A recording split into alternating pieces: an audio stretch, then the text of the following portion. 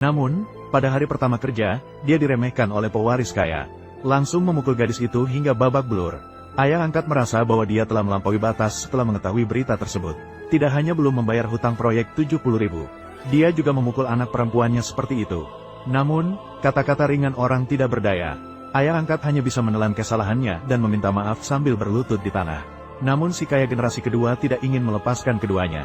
Dia memberitahu ayah angkatnya bahwa asalkan bisa melompat dari jendela, maka dia tidak hanya bisa melepaskan gadis itu, tetapi juga mengembalikan 70.000 yuan kepadanya. Ayah angkat terpaksa berjalan ke arah jendela.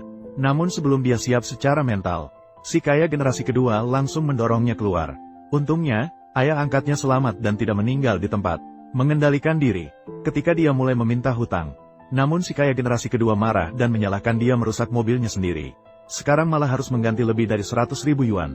Gadis itu langsung panik setelah mendengar itu. Dia dengan susah payah memohon agar dia melepaskan keduanya.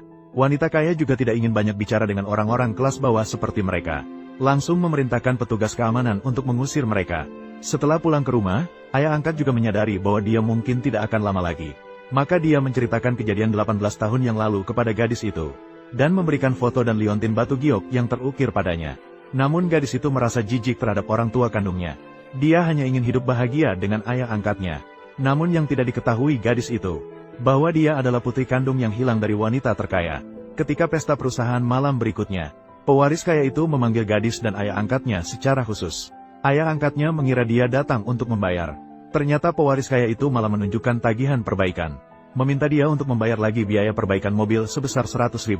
Mendengar itu, gadis itu merasa dia terlalu jahat. Pewaris kaya itu kemudian dengan baik hati menawarkan solusi untuk keduanya. Dia kemudian membuka kakinya, mengatakan bahwa dia akan memberikan 10.000 setiap